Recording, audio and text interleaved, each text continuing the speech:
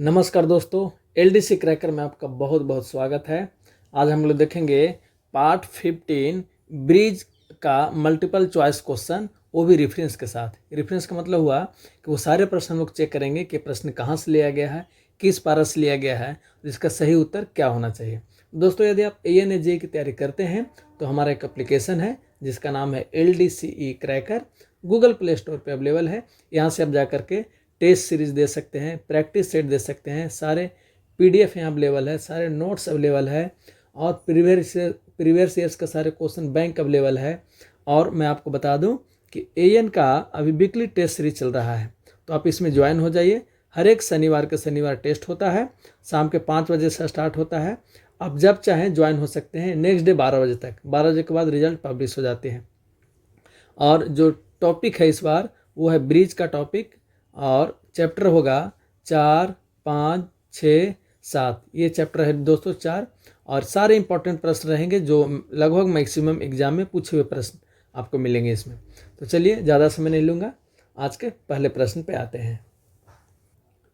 आज का पहला प्रश्न दोस्तों कह रहा है कि gauge reading during monsoon are mainly use to determine, यानी मानसून के दौरान गेज रीडिंग का इंजीनियरिंग यूज क्या है। तो आंसर हो जाएगा दोस्तों, फ्लड लेवल ट्रेंड्स को पकड़ना है एंड मैक्सिमम वाटर लेवल को भी वो क्या करता है, रीड करता है कि मैक्सिमम वाटर लेवल कितना आया। कहाँ लिखा हुआ है, आ जाइए पारा नंबर 1107 का जे में देखिए लिखा हुआ है, the flood gauge has been provided at important bridge for the recording flood level and efflux. Efflux का मतलब होता है highest water level. Any increase in HFL during previous monsoon during should be reported to the divisional engineer। एक जगह और देखिए, इसका usage लिखा हुआ है। पॉइंट नंबर 11 में आइए, 1107 का ही flood records at important bridge का पॉइंट नंबर देखिए 2, gauge readings for flood level during monsoon. Gauge reading लेना है कब, आपको ड्यूरिंग मानसून में लेना है। तो इस तरह से हमारा ये आंसर हो जाएगा पॉइंट नंबर 3। दोस्तों, आज जो मैक्सिमम क्वेश्चन हम लोग देखेंगे वो कॉन्सेप्ट बेस्ड क्वेश्चन देखेंगे कि एग्जाम में कॉन्सेप्ट के हिसाब से कैसा प्रश्न पूछता है। देखिएगा, आगे प्रश्न जितने भी मिलेंगे आपको लगभग कॉन्सेप्ट बेस्ड मिलेंगे। नेक्स्ट अगला प्रश्न है हमारा, देखिए ये भी कॉन्सेप्ट पर आधारित प्रश्न है। कह रहा, river cross section during and after floods help in assessing. Hindi में समझिए इसको। कह रहा, फ्लड के दौरान और बाद में रिवर क्रॉस सेक्शन लेने से क्या पता चलता है, क्यों ज़रूरत है उसके लेने की। तो देखिए दोस्तों, पहले तो हम ये चेक कर लेते हैं कि देखिए हमारा पारा नंबर 1107 में का पॉइंट नंबर 11 में दिया हुआ है, cross section of river during and after flood. यानी आपको क्रॉस सेक्शन चेक करना है, ड्यूरिंग भी और आफ्टर फ्लड भी आपको। किसमें, flood records at important bridge के दौरान। इंपॉर्टेंट ब्रिज का फ्लूड रिकॉर्ड्स रखने के लिए ये काम आपको करना है। पर क्यों करना है, हमारा प्रश्न पूछा है। तो आंसर हो जाएगा दोस्तों, change in river bed and score pattern. River का बेड चेंज हो जाता है बाढ़ आने से, उसको पता करने के लिए, और स्कोर का पैटर्न पता करने के लिए हम क्या करते हैं, क्रॉस सेक्शन का इंस्पेक्शन करते हैं, ड्यूरिंग भी और आफ्टर भी फ्लड। तभी तो पता चलेगा कि पहले कितना था, आफ्टर फ्लड कितना है। तो ये हमारा प्रश्न का आंसर हो जाएगा 2, और ये कॉन्सेप्ट बेस्ड प्रश्न है। चलिए अगले प्रश्न पे आते हैं। अगला प्रश्न हमारा कह रहा है, सर्वे of river course after monsoon help in detecting. करा है, मानसून के बाद रिवर कोर्स सर्वे किस फेल्यूर को डिटेक्ट करने में सहायक है। ये भी कॉन्सेप्ट पर है दोस्तों। देखिए पहले हम देखते हैं इसका आंसर। का आंसर होगा, change in flow direction and erosion near bridge. Erosion जो हुआ है नियर ब्रिज वो पता चल जाएगा, और फ्लो का डायरेक्शन यदि चेंज हुआ है तो वो भी पता चल जाएगा रिवर सर्वे करने से। कहाँ लिखा हुआ है, आ जाइए पारा नंबर 1107 का 11 में पढ़िए। देखिए लिखा हुआ है, flood records at important bridge survey of river course after monsoon. आपको रिवर कोर्स का सर्वे करना है आफ्टर मानसून। पर किस लिए करना है, क्या डिटेक्ट करने के लिए करना है, इसका आंसर देखिए यहाँ हमारा लिखा हुआ है। मैनुअल में नहीं मिलेगा आपको कि किस लिए किया जाता है, सिर्फ लिखा हुआ कि करना है आपको ये। पर क्यों करना है ये प्रश्न में आया है दोस्तों। तो हो जाएगा, change in flow direction and erosion near bridge के लिए किया जाता है। चलिए अगले प्रश्न पे आते हैं। नेक्स्ट प्रश्न लेते हैं। कह रहा है, cross section of guide bank and aprons help access risk of. Hindi में समझते हैं इसको। गाइड बैंक और अप्रोन के क्रॉस सेक्शन का रिकॉर्ड किस रिस्क को एक्सेस करने के लिए करता है? तो आंसर हो जाएगा दोस्तों failure of protection work due to erosion. Erosion की वजह से जो फेल्यूर होता है प्रोटेक्शन वर्क में, उसको ये क्या करता है? एसेस करता है। देखिए हमारा पारा नंबर 1107 का पॉइंट नंबर 11 में देखिए, flood records at important bridge में लिखा हुआ है हमारा पॉइंट नंबर 6 पढ़िए, cross section of guide bank, protection work and apron का आपको क्या करना है? इंस्पेक्शन करना है।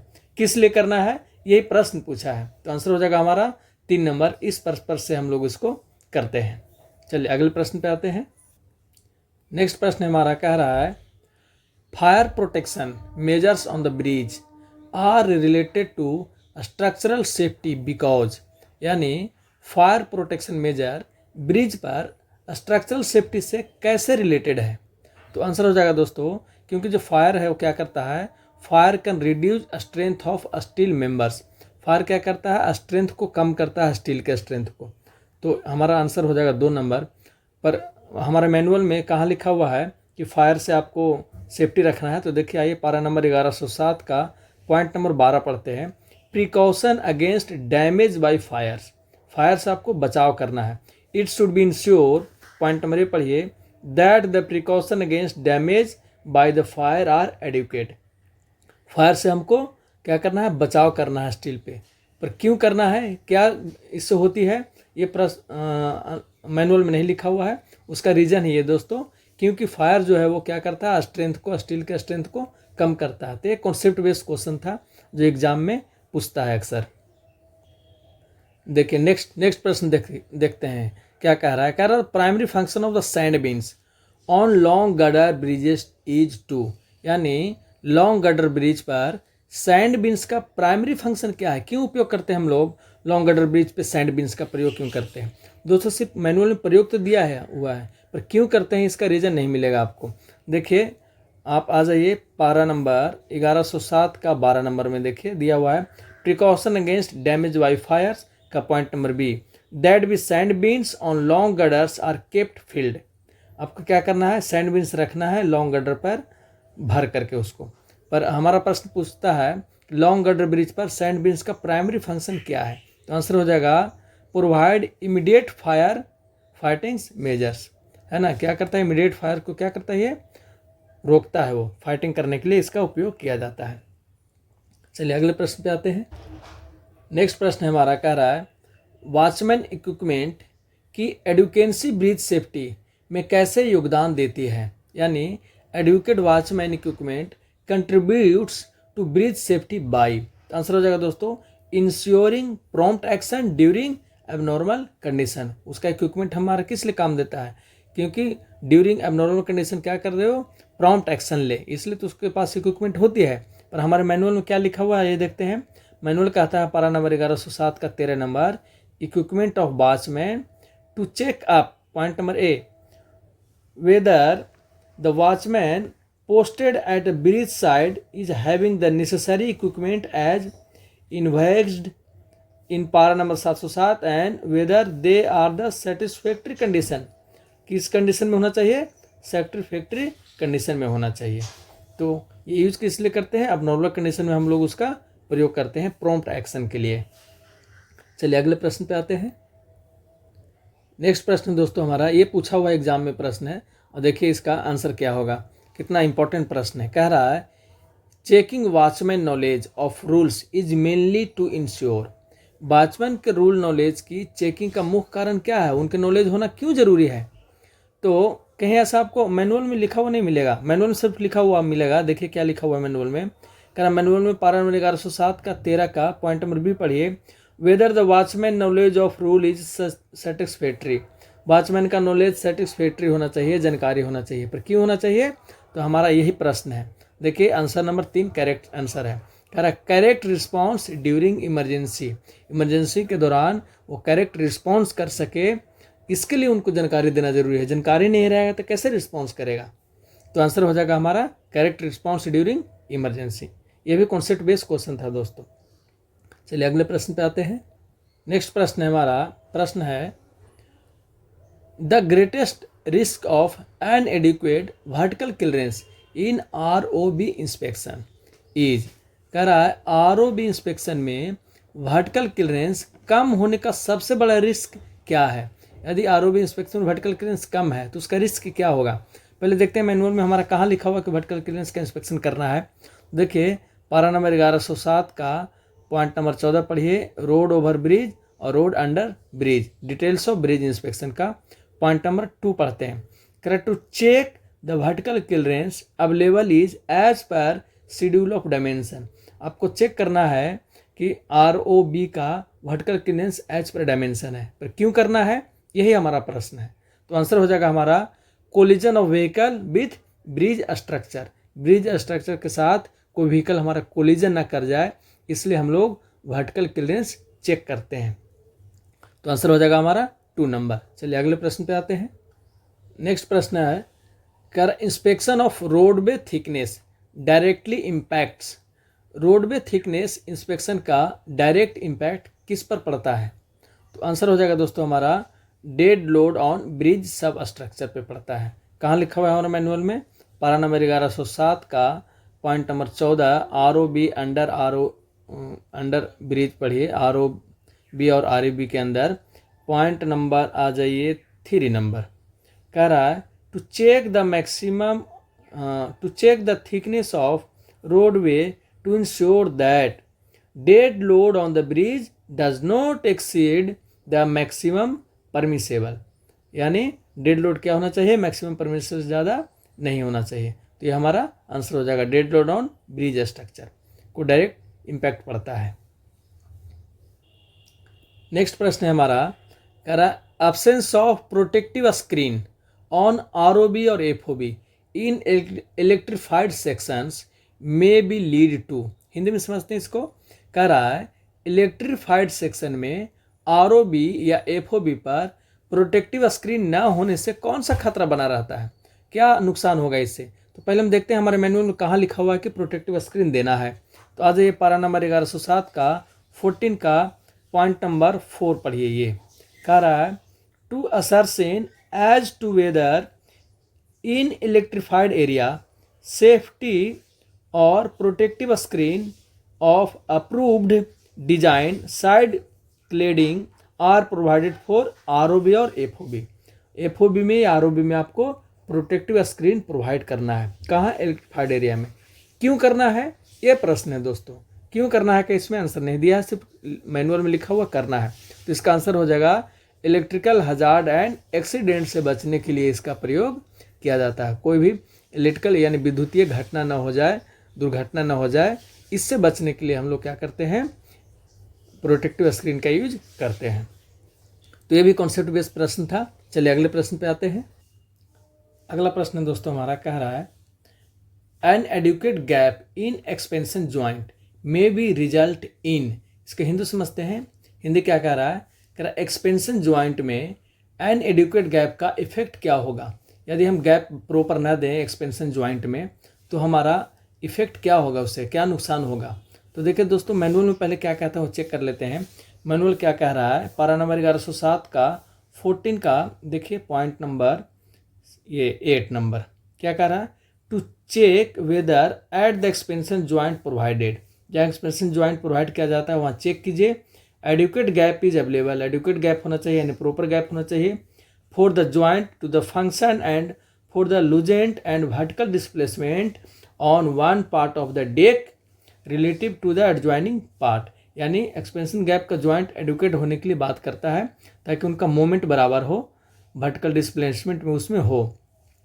तो प्रश्न पूछ रहा है कि उसका इफेक्ट क्या होगा। तो इसका इफेक्ट होगा दोस्तों stress concentration and crack of deck. इसका इफेक्ट होगा उसमें जो होगा स्ट्रेस डेवलप होगा यदि आप एडुकेट गैप रखेंगे तो हमारा रीजन पूछ रहा था कि उसका नुकसान क्या होगा। चलिए अगले प्रश्न पे आते हैं। नेक्स्ट प्रश्न हमारा कह रहा है engineering logic of providing a speed breaker on weak ROB is to. Hindi में समझते हैं इसको। कह रहा है वीक ROB पर स्पीड ब्रेकर्स प्रोवाइड करने का इंजीनियरिंग लॉजिक क्या है। क्यों प्रोवाइड करते हैं स्पीड ब्रेकर यदि ROB वीक हो तो तो पहले तो देखते हैं कि स्पीड ब्रेकर प्रोवाइड करने पर क्वेश्चन ऑर्डर कहाँ लगता है। देखिए दिया हुआ है पारा नंबर 1107 का 14 नंबर पॉइंट का 9 में आ जाइए। पॉइंट कह रहा है where a speed breaker have been provided on the either side, यानी दोनों side of big road over bridge, यानी आरओबी दोनों साइड करना है provide, and where a speed restriction is imposed for vehicular traffic, traffic के लिए आपको vehicle traffic के लिए एसआर प्रोवाइड करना है। क्यों प्रोवाइड करना है दोस्तों? क्योंकि बिग आरओबी है। पर इससे इंजीनियरिंग लॉजिक क्या है, ये प्रश्न ये हमारा पूछ रहा था कि क्या कारण है, क्यों करते हैं? क्योंकि limit dynamic impact due to vehicular speed जो होता है वो कम पड़े, इम्पैक्ट कम पड़ेगा तो ब्रिज टूटने की संभावना कम होगी। तो उसका रीज़न पूछ रहा था कि क्यों लगाते हैं, क्या वजह है। लगाते हैं तो हमको मालूम है कि बिग आरओबी रहेगा तो लगाएंगे, ये हमारा काम बता रहा है, लेकिन क्यों लगाते हैं ये कॉन्सेप्ट पूछ रहा था एग्जाम में। क्योंकि लिमिट डायनेमिक इम्पैक्ट जो होता है वो ड्यू टू व्हीकुलर स्पीड का कंट्रोल रहे, इसलिए लगाते हैं हम लोग। चलिए अगले प्रश्न पे आते हैं। अगला प्रश्न हमारा, height gauge on ROB approaches should be provided as per. ROB approach पर हाइट गेज किसके अनुसार प्रोवाइड होनी चाहिए, यानी कौन अप्रूवल देगा, अप्रूव्ड कौन करेगा, इसको प्रश्न है दोस्तों। तो इसका आंसर है drawing approved by railway oblique RDSO. कहाँ लिखा हुआ है? हमारे मैनुअल में भी क्लियर लिखा हुआ है दोस्तों, पारा नंबर 1107 का 10th में देखिए लिखा हुआ है, to check up whether height gauge are provided as per drawing approved by railway oblique RDSO in approaches of ROB structure, है ना। यहाँ भी करेगा वही, स्टील हो, आरसीसी हो, पीएससी ईटीसी में भी having of top tie members. तो कौन अप्रूव करते हैं? रेलवे या आरडीएसओ करते हैं अप्रूव दोस्तों आरओबी स्ट्रक्चर के केस में। आंसर हो जाएगा हमारा 3 नंबर। अगले प्रश्न पे आते हैं। Covering the bottom of girder in REB is intended to, Hindi में समझते हैं इसको। कर आरईबी में गडर के बॉटम को कवर करने का उद्देश्य क्या है? तो ये हमारे मैनुअल में भी लिखा हुआ है दोस्तों। आंसर होगा इसका prevent dropping oblique falling object from trains into road users. कहाँ लिखा हुआ है हमारे मैनुअल में? आज ये पारा नंबर 1107 का बी नंबर पॉइंट का देखिए, रोड अंडर ब्रिजेस का पॉइंट नंबर 2 पढ़ते हैं, एकदम क्लियर लिखा हुआ है इसमें। To check up whether the bottom of girder have been covered by suitable and approved means to prevent dropping falling from passing trains on road users. तो हमारा क्लियर स्पष्ट आंसर लिखा हुआ है, ये 3 होगा। चलिए अगले प्रश्न पे आते हैं। प्रश्न है हमारा, कहता है inspection of bed block and bearing in concrete bridges is same as for. Hindi में समझते हैं इसको। कह रहा कंक्रीट ब्रिज में बेड ब्लॉक और बीरिंग की इंस्पेक्शन किसके समान होती है? तो हमारे मैनुअल में क्लियर लिखा हुआ स्पष्ट है दोस्तों, ये स्टील गडर के समान होती है, उसी की तरह इसको भी इंस्पेक्शन करना चाहिए। कहाँ लिखा हुआ है? आ जाइए पारा नंबर 1107 का डिटेल्स ऑफ ब्रिज इंस्पेक्शन का पॉइंट नंबर 15 जो है कंक्रीट ब्रिज, उसका पॉइंट नंबर ए में लिखा हुआ है। कह रहा है the condition of bed block and bearing wherever provided should be checked items of inspection being the same as for steel girder. Steel girder के तरह ही कंक्रीट ब्रिज का भी आपको क्या करना है? इंस्पेक्शन करना है बेड ब्लॉक का और बीरिंग का। तो आंसर हो जाएगा हमारा स्टील गडर। अगला प्रश्न हमारा दोस्तों कह रहा है camber of PSC gutter should be checked first time. Hindi में समझते हैं इसको। प्री स्ट्रेस्ड कंक्रीट गडर का कैम्बर पहली बार चेक किया जाना चाहिए। कब चेक किया जाना चाहिए? पहली बार कब चेक करना है? तो आंसर हो जाएगा within 1 year of installation by BRI। कहाँ लिखा हुआ है हमारे मैनुअल में? मैनुअल में लिखा हुआ है पारा नंबर 1107 का 15 नंबर पॉइंट का बी पढ़िए। बी में स्पष्ट लिखा हुआ है the camber of pre stressed concrete gutter should be checked by BRI within 1 year of installation. Clear लिखा हुआ है कि 1 ईयर के इंस्टॉलेशन के दौरान आपको कैम्बर चेक करना है। तो हम लोग देखे थे दोस्तों इसके प्रीवियस वाला वीडियो में कि कैम्बर प्रोवाइड कब करना है। कैम्बर प्रोवाइड करना है यदि ब्रिज का क्लियर स्पैन 30.5 मीटर से ज़्यादा है या इतना है, तभी आपको कैम्बर प्रोवाइड करना है। इससे नीचे आपको कैम्बर प्रोवाइड नहीं करना है। और प्लेट गर्डर में कैमर प्रोवाइड नहीं किया जाता है। यदि वो प्लेटेड गर्डर है तो आपको प्रोवाइड नहीं किया जाएगा। चलिए अगले प्रश्न पे आते हैं। अगला प्रश्न हमारा, camber of PSC girder is checked subsequently at the interval of, यानी अभी जो हमारा पिछले वाला प्रश्न था वो कर रहा था कि फर्स्ट बार कब चेक होगा, तो होगा विद इन द 1 ईयर, 1 साल। उसके बाद कब चेक होगा, फिर हर एक 5 साल पर चेक होगा, वंस इन 5 ईयर्स, है ना। हिंदी में समझते हैं इसको। PSC गर्डर का कैम्बर सब्सिक्वेंट इंस्पेक्शन में कितने अंतराल पर चेक किया जाता है, तो आंसर हो जाएगा वंस इन 5 ईयर्स। कहाँ लिखा हुआ है, उसी में आगे लिखा हुआ है जो हम अभी पढ़े थे। पॉइंट नंबर 1107 का 15 का बी में पढ़िए, the camber of pre stressed concrete girder should be checked by BRI within 1 year of installation and once in 5 years afterwards by the reliable method, है ना। उसके बाद क्या कितने दिनों पे करना है आपको, 5 ईयर्स पे करना है। तो शुरू में हो गया विद इन 1 ईयर और उसके बाद हो जाएगा 5 ईयर्स, ऐसा समझ सकते हैं। नेक्स्ट प्रश्न है हमारा, करा why should camber measurement point B marked on the girder. Hindi में समझते हैं इसको। कैम्बर मेजरमेंट पॉइंट को गर्डर पर मार्क क्यों किया जाता है, गर्डर पर हम लोग उसको मार्क क्यों करते हैं, तो आंसर हो जाएगा दोस्तों, to ensure comparability of reading over different years. ये हमारे मैनुअल में भी लिखा हुआ है। पॉइंट नंबर आ जाइए 1107 का 15 का बी में ही पढ़िए, यहाँ से स्टार्ट कीजिए। Alternatively the camber can be recorded by using a levelling instrument और थियोडोलाइट, ठीक है। The point where the camber is measured should be clearly marked on the underside of the girder so that the readings taken or different years are comparable। तो clear हो गया दोस्तों, different years को क्या करने के लिए रीडिंग किया जाता है। चलिए अगले प्रश्न पे आते हैं। अगला प्रश्न हमारा कह रहा है, progressive loss of camber in PSC girder indicates. Hindi में समझते हैं इसको, क्या कह रहा है, कह रहा PSC गर्डर में प्रोग्रेसिव लॉस ऑफ कैम्बर किसका संकेत है, क्या इंडिकेट्स करता है यदि वो कंटिन्यू लॉस हो रहा है तो आंसर हो जाएगा deterioration in condition of bridge. ये हमारे मैनुअल में भी स्पष्ट लिखा हुआ है। पॉइंट नंबर 1107 का 15 का लास्ट लाइन पढ़िए दोस्तों, यहाँ से, progressive loss of camber in an important indication of deterioration in the condition of bridge. तो आंसर हो जाएगा हमारा पॉइंट नंबर 3।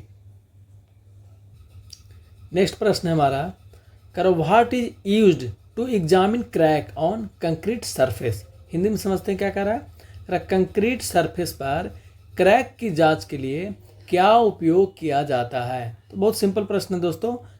क्रैक को जांच के लिए हम लोग क्या करते हैं, मैग्नीफाइंग ग्लास का प्रयोग करते हैं। ये हमारे मैनुअल में भी लिखा हुआ है, ब्रिज मैनुअल में, पारा नंबर 1107 का C का 1 पढ़िए, the surface of concrete should be checked by A magnifying glass for any cracks. For any cracks को चेक करने के लिए क्या करते हैं हम लोग, मैग्नीफाइंग ग्लास का प्रयोग करते हैं। आंसर हो जाएगा 3। अगले प्रश्न पे आते हैं। नेक्स्ट प्रश्न है हमारा, कह रहा है, which of the following is not required in crack documentation.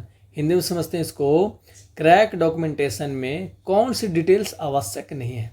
दोस्तों हमारे मैनुअल में दिया हुआ है, पहले आंसर देख लेते हैं। इसका आंसर हो जाएगा पेंटिंग शेड्यूल की ज़रूरत नहीं है, लोकेशन की ज़रूरत है, विड्थ एंड लेंथ की ज़रूरत है, टाइप ऑफ क्रैक की ज़रूरत है। पर कहाँ लिखा हुआ है मैनुअल में, आइए देखते हैं।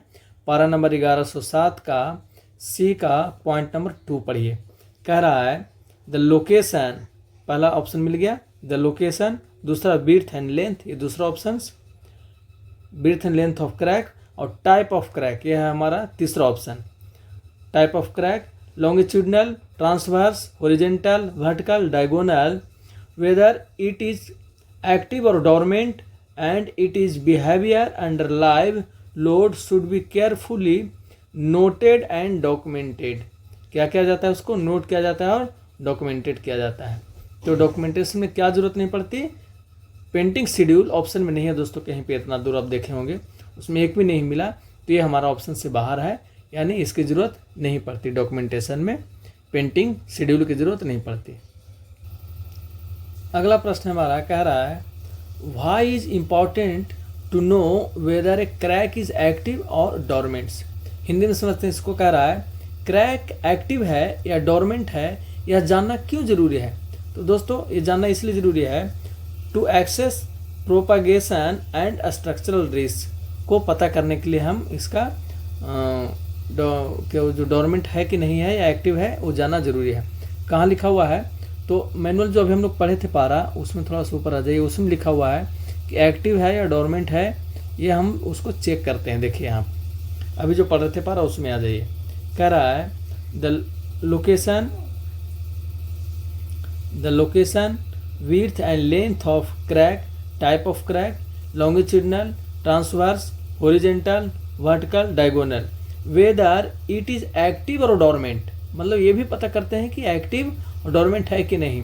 And it is behaviour under live load should be carefully noted and documented, और उसको क्या करते हैं, डॉक्यूमेंटेड करते हैं। पर हमारा प्रश्न ये नहीं है, हमारा प्रश्न है कि ठीक है एक्टिव और डोरमेंट तो आप चेक करते हैं, पर प्रश्न है कि क्यों जानना जरूरी है, किस लिए उसको आप समझते हैं। तो आंसर हो जाएगा हमारा क्योंकि to access propagation and structural risk. Progression इसको देखते हैं कि कितना हुआ है और स्ट्रक्चरल रिस्क हमारा कितना है, ये पता करने के लिए चेक करते हैं। नेक्स्ट प्रश्न है दोस्तों हमारा, diagonal crack near the support in gutter wave may be indicate. Hindi में समझते हैं इसको। कह रहा मेन गडर वेव में सपोर्ट के पास डायगोनल क्रैक किस फेल्यूर मूड को दर्शाता है। तो आंसर हो जाएगा दोस्तों शेयर स्ट्रेस को दर्शाता है। हमारे मैनुअल में कहाँ लिखा हुआ है, मैनुअल कहता है पारा नंबर 1107 का सी का पॉइंट नंबर 3 पढ़िए। While inspecting one should look for diagonal crack in the web of main girder near the support, ठीक है। फ्लेक्सुरल यानी vertical crack essentially in the area of tension steel cracks near the bearing and longitudinal cracks at support of the slab और beam near junction और main girder with the deck slab at the diaphragms. तो answer हो जाएगा हमारा stress share के वजह से diagonal crack failure को दर्शाता है। नेक्स्ट प्रश्न है हमारा, प्रश्न कहता है flexural crack in the tension steel zone are generally. Tension steel zone में फ्लेक्सुरल क्रैक किस प्रकार की होती है, कैसा होता है, डायगोनल होता है कि हॉरिजॉन्टल होता है कि वर्टिकल होता है कि टेंडम होता है। तो अभी हम लोग पढ़े थे दोस्तों वर्टिकल होता है। कहाँ लिखा हुआ है, देखिए पॉइंट नंबर यहाँ लिखो, while inspecting one should look for diagonal crack in the web main girder near the support. देखिए लिखा हुआ है फ्लेक्सुरल यानी vertical crack are specially in the area of tension steel. तो कौन सा होता है वो, वर्टिकल क्रैक डेवलप होता है। आंसर हो जाएगा हमारा वर्टिकल क्रैक। नेक्स्ट प्रश्न है दोस्तों, ये प्रश्न बिल्कुल कॉन्सेप्ट पर आधारित है। प्रश्न क्या कहता है आइए पहले ये समझते हैं। करा why is sufficient ballast cushion under sleeper importance. Hindi में समझिए इसको। करा ट्रैक स्लीपर के नीचे ब्लास्ट कुशन की पर्याप्त डेप्थ क्यों जरूरी है। चलिए हाँ, ये तो हम लोग रोज़ पैकिंग करवाते हैं, तो इसके बारे में कहाँ लिखा हुआ है, तो मैनुअल में इसका क्यों का रीज़न नहीं दिया हुआ है, करना है दिया है सिर्फ। कहाँ देखिए इसका आंसर तो हो जाएगा ऐसे, for proper load distribution and deck protection, है ना। प्रॉपर लोड का डिस्ट्रीब्यूशन हो, ब्लास्ट कुशन रहेगा तभी तो प्रॉपर लोड का डिस्ट्रीब्यूशन होगा और डेक प्रोटेक्शन हो। अब मैनुअल में आइए, हमारा ब्रिज मैनुअल क्योंकि हम लोग पढ़ रहे हैं तो ब्रिज मैनुअल में देखेंगे। हालांकि पीओ मैनुअल में इसका पर डीप चर्चा किया गया है ब्लास्ट कुशन पे कि कहाँ कितना देना है, स्पीड के आधार पर, ब्रिज के आधार पर वहाँ मेंशन किया हुआ है। पर आइए यहाँ देखते हैं पारा नंबर 1107 का ई में, it should be checked whether sufficient depth of ballast cushion exist under the track sleeper. The deck slab should be examined after cleaning the blast for any signs of cracking या disintegration and to see whether there is dampness and the whether drainage arrangement is functioning। तो किस लिए लिखा है, थोड़ा सा reason दिया है कि ड्रेनेज के लिए हो, के लिए हो, पर ये इसका वर्णन नहीं दिया जो मेन काम करता है for the proper load distribution, जो ट्रैक के लिए मेन काम करता है। चलिए अगले प्रश्न पे आते हैं। अगला प्रश्न है हमारा दोस्तों, करा purpose for inspecting deck slab after removing ballast is to. Hindi में समझिए इसको, करा डेक स्लैब को ब्लास्ट हटाकर इंस्पेक्ट करने का क्या उद्देश्य है ना। तो आंसर हो जाएगा इसका detect cracking, disintegration and dampness. ये हमारे मैनुअल में भी लिखा हुआ है, पॉइंट नंबर 1107 का, अभी ही पढ़े थे हम लोग। यहाँ पे आ जाइए, the deck slab should be examined after cleaning the blast for any signs of cracking, disintegration and to see whether there is dampness. तो आंसर हो जाएगा हमारा cracking, disintegration and dampness. Next प्रश्न है, rust streaks parallel to the reinforcement indicates. कह रहा reinforcement के parallel rust स्ट्रिक्स किसका संकेत है। तो दोस्तों ये हिंदी में समझते हैं, इसको कह रहा है कि रेनफोर्समेंट के पैरेलल रस्ट स्ट्रिक्स किसका संकेत है। प्रश्न ये है, तो आंसर हो जाएगा कोरिजन ऑफ रेनफोर्समेंट। कहाँ लिखा हुआ है, आ जाइए पारा नंबर 1107 का एफ नंबर पॉइंट पढ़ते हैं। It should be examined whether rust streaks stain marks are visual parallel to reinforcement. Spalling and presence of rust streaks are indicates of corrosion. किसका इंडिकेट्स करते हैं, कोरिजन का इंडिकेट्स करते हैं। तो हमारा आंसर हो जाएगा कोरिजन ऑफ रेनफोर्समेंट। नेक्स्ट प्रश्न है हमारा, main cause of concrete spelling is. Concrete spelling का मुख्य कारण क्या है। तो दोस्तों इसका मुख्य कारण है corrosion and separation from reinforcement. कहाँ लिखा हुआ है, आ जाइए पारा नंबर 1107 का पॉइंट नंबर 1 पढ़ते हैं, पॉइंट नंबर जी पढ़ते हैं, थोड़ा सा 1 पढ़ लिए अभी। कह रहा it should be checked whether there is spalling caused by separation of concrete from the reinforcement. तो यही हमारा प्रश्न था, जो हमारा आंसर मिल गया, यानी आंसर हो जाएगा corrosion and separation from reinforcement. Next प्रश्न हमारा, which details is most important while recording spalling. Spalling Hindi में समझते हैं दोस्तों इसको, स्पेलिंग रिकॉर्ड करते समय कौन सी डिटेल्स सबसे महत्वपूर्ण है। तो आंसर हो जाएगा हमारा location, depth and area oblique size हमारा सबसे इंपॉर्टेंट है। कलर ऑफ कंक्रीट ज़रूरत नहीं है, टेम्परेचर ज़रूरत नहीं है, स्पीड ऑफ ट्रेन की ज़रूरत नहीं है। हमारे मैनुअल में कहाँ लिखा हुआ है, तो मैनुअल में लिखा हुआ है पारा नंबर 1107 का जी का लास्ट लाइन पढ़िए, यहाँ से लिखा हुआ है the location, depth, area, size of spelling should be noted. ये सब चीज़ें क्या करना है आपको स्पेलिंग के दौरान नोटेड करना है रिकॉर्ड करते समय। चलिए अगले प्रश्न पे आते हैं। दोस्तों यदि आप हमारे चैनल पे नए हैं तो हमारे चैनल को सब्सक्राइब कर लीजिए, ताकि कोई भी मैं वीडियो बनाऊं तो आपके पास नोटिफिकेशन जल्द से जल्द पहुंचे। नहीं तो आपको जानकारी नहीं मिल पाएगी कि वीडियो नई आ गई है यूट्यूब पे, और आप तैयारी करने में पीछे रह जाएंगे दोस्तों। तो चैनल को जल्द से जल्द सब्सक्राइब कीजिए। वीडियो को देखने के लिए बहुत बहुत धन्यवाद।